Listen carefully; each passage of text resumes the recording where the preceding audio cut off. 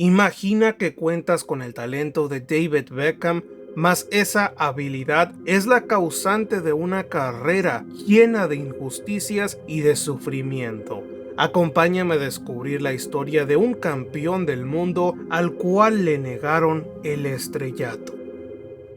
Edgar Bismarck Andrade Rentería nació un 2 de marzo de 1988 en Jalapa, Veracruz, donde los primeros años de Edgar serían al lado de la familia de su madre, que no podía cuidar de él debido a que constantemente tenía que estar trabajando a través de varios empleos con el fin de proveer para su hijo, que de sus abuelos, tíos y primos empezó a conocer el fútbol debido a que la familia era muy futbolera. Aparte lo de ser una familia futbolera, la familia también le gustaba celebrar fechas importantes como los cumpleaños. Es así que cuando Edgar cumplía años, su madre ahorraba todo el año para poder realizarle una fiesta año tras año.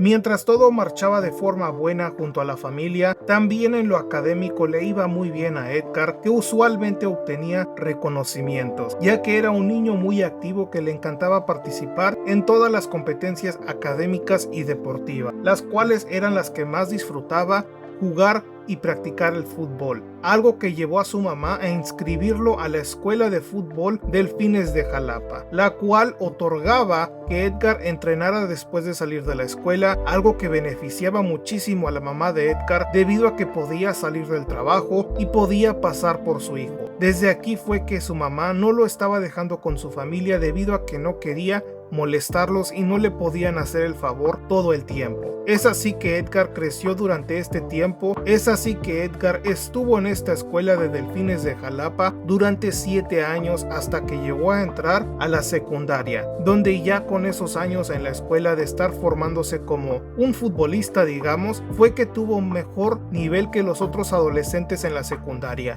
Es así que Edgar se destacaba por ser usualmente el mejor y más talentoso de sus compañeros, un talento que los ayudó a competir en una competencia que se realizaba entre todas las secundarias del estado de Veracruz para poder dictar cuál de ellas era digna de poder representar al estado en la Copa Coca-Cola, un torneo que se realizaba en todo el país entre todas las secundarias. Es aquí donde la secundaria de Edgar terminó ganando el derecho de poder acceder a poder pelear esta Copa Coca-Cola, donde terminaron ganando la competencia. Y es que Edgar tenía tanto talento junto a sus compañeros que muchos de ellos llegaron a tener visorías con equipos de la primera división. Con muchas propuestas, la que más resaltaba para Edgar era la del Atlas, la mejor cantera del país en aquellos años, conocida por producir grandes futbolistas en aquellos años. Es así que Edgar optó por ir a hacer sus visorías hasta Guadalajara, un transcurso que es más de 1000 kilómetros de distancia de Veracruz. Durante las visorías, tristemente, Edgar sufriría una lesión que le impidió poder concretar su dicha visoría, lo que obviamente resultó en un rechazo rotundo por parte de los rojinegros, que le dijeron que volviera a intentar en un par de meses. Para fortuna de Edgar, contaría con una visoría por parte de Cruz Azul,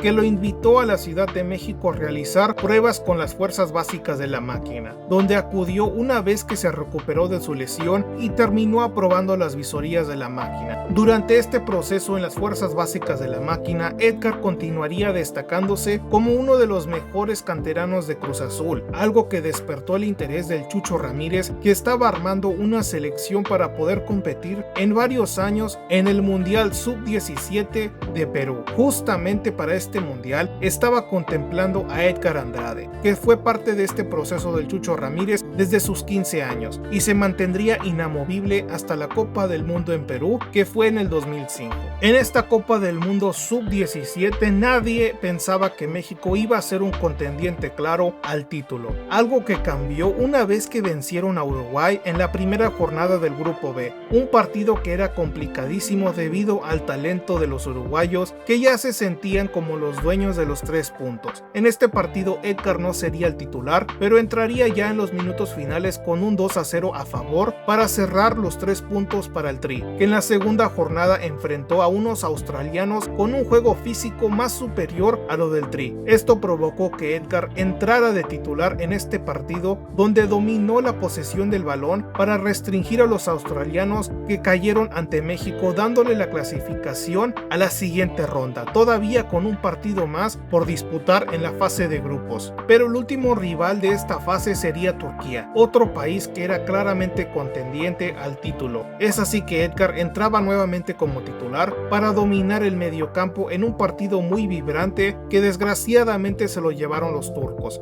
Pero como cosas del destino, la siguiente ronda para México sería un viejo conocido que era Costa Rica, un rival que México enfrentó una infinidad de ocasiones, así que en este partido los mexicanos tenían contemplado dominar el partido. Desgraciadamente un autogol cambió el panorama completamente. Es así que Edgar entró de cambio en el segundo tiempo para modificar la situación, algo que rindió frutos pues México empató el partido prolongando el encuentro a tiempos extras, donde la selección mexicana de fútbol se llevó el partido en una tremenda actuación de los mexicanos que en la siguiente ronda que sería disputada ante Países Bajos, otro claro favorito entre los mexicanos que terminaron tapando bocas llevándose el partido 4-0. Es aquí donde todo el país empezó a darle el ojo a los mexicanos en Perú que estaban llegando a una final por primera vez en su historia, algo que ocasionó que todos los medios de comunicación volaran directamente a Lima, Perú para poder presenciar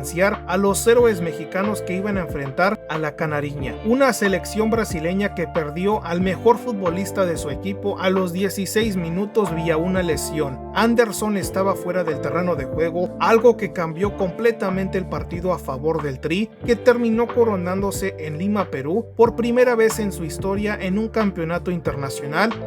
El ganar este campeonato mundial no descarriló a Edgar Andrade, que estaba firme mentalmente para poder luchar por un lugar en el primer equipo de la máquina, algo que le llegó 4 meses después de haber sido campeón del mundo al debutar en la jornada 2 ante los rojinegros del Atlas en el Clausura 2006. Desafortunadamente para Andrade no pudo más que disputar 3 encuentros esa temporada, pero al menos ya estaba incorporándose al primer equipo de Cruz Azul, donde formó una gran amistad con el Chelito Delgado, que decía que era todo un crack. Con todos estos halagos de parte del Chelito, la figura de Cruz Azul sin lugar a dudas era que lucía prometedor el futuro de Andrade, que no contó con muchos minutos en el Apertura 2006 y en el Clausura 2007, donde tuvo 3 participaciones, una en la última jornada de la fase regular y 2 en los cuartos de final ante los Tecos, en un partido donde en una disputa con Hugo Druguet desgraciadamente se le atoró el tobillo en el césped del Estadio Azul, algo que le ocasionó una lesión. La lesión le costó 4 meses a Andrade de recuperación, pero cuando regresó contó con varias noticias positivas. La primera es que Cruz Azul, vía Sergio Marcarián, que era el nuevo entrenador de la máquina, le dio la casaca número 10. Como ya sabemos, la segunda buena noticia sería la llegada del uruguayo, un director técnico que vino a revolucionar la forma de jugar de la máquina, que no pudo contar con Edgar Andrade para el inicio del torneo debido a que querían resguardarlo para que no sufriera una recaída. Pero ya en la fase final del torneo, Andrade vía Marcarián le dio la titularidad, dándole plenamente la confianza en un torneo que no se llegó más allá de los cuartos de final. Pero el futuro lucía prometedor bajo el Pingüino, que tenía en su cuerpo técnico a un exfutbolista llamado Pablo Bengochea, un excelente cobrador de tiros libres y de pegada larga y de trazos largos en el medio campo, que le veía algo especial a Andrade. Es así que entrenó personalmente con él durante toda la pretemporada para poder preparar a Andrade como titular de cara al próximo torneo en el Clausura 2008, donde Andrade llegó a anotar su primer gol, no en la liga, pero sino en la Interliga que se disputaba previo al torneo. Le anotó al Monterrey dándole la victoria y el pase a la gran final ante las Águilas del América, que se lo terminaron llevando en penales. Pero en el Clausura 2008 Andrade sería un habitual en el medio campo de la máquina.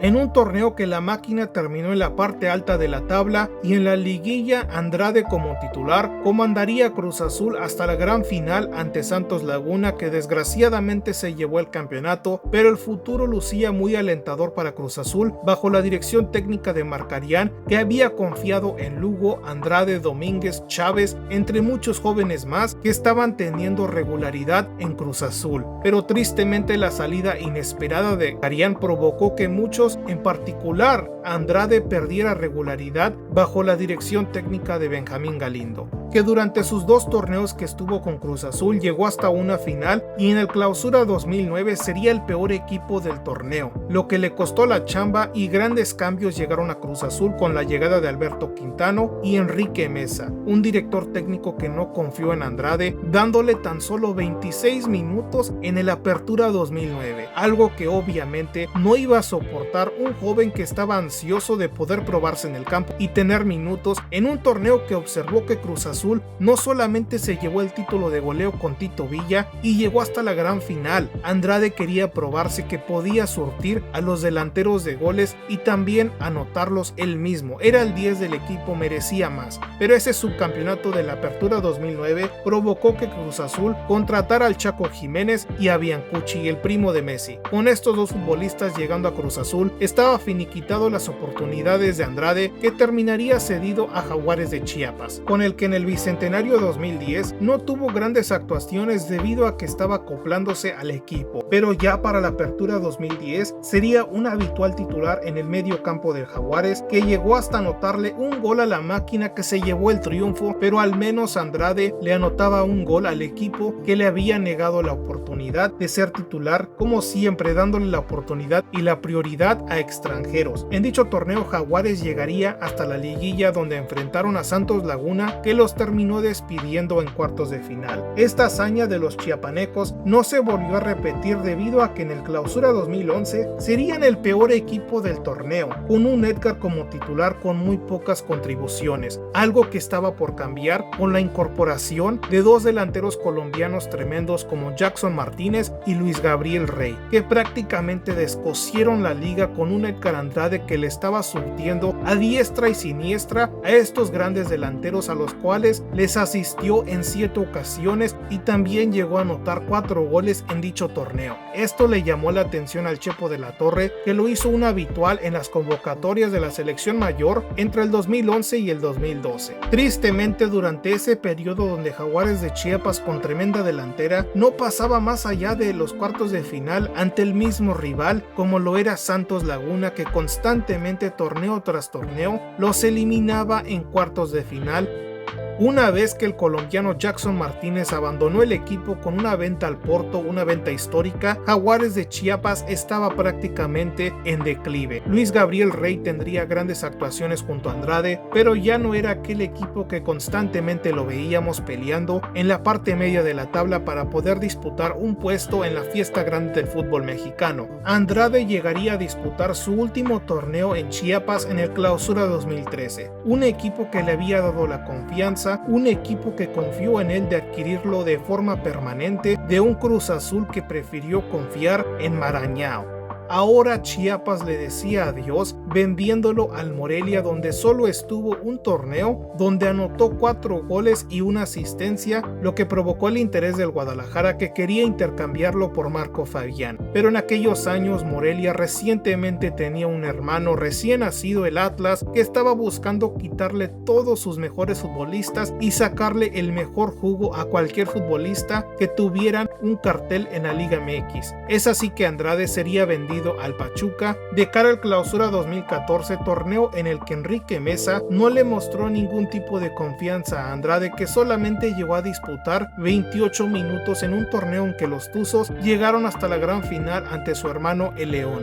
Algo verdaderamente insólito debido a que Andrade venía de uno de sus mejores torneos en toda su carrera. ¿Cómo es posible que se iba a quedar en la banca uno de los refuerzos que era el estelar del cuadro de Pachuca? En fin, Pachuca, con estos pocos minutos y la poca confianza de parte de Meza, decidieron venderlo al Tiburón, donde era el regreso de Edgar al estado que lo vio nacer, y estaba muy feliz en el puerto, donde formó una gran relación con Carlos Reynoso, Keko Villalba, Furch, Peñalba, Meneses, grandes futbolistas que durante la etapa inicial de Andrade en el puerto fue sensacional debido a que en varias instancias del Clausura 2015 Veracruz fue el puntero de la tabla general general. Desgraciadamente los cuartos de final no pudieron avanzar más allá de ellos, pero al menos en la Copa MX lograron trascender al llevársela en el 2016, un trofeo que significó mucho para Andrade, que desgraciadamente se retiraría del Veracruz en el Apertura 2017 jugando su último partido en la Liga MX ante los rojinegros. Su siguiente parada sería los Cafetaleros de Tapachula, donde solamente disputó 2 partidos y después de este equipo jugaría en varios equipos amateur hasta el 2021.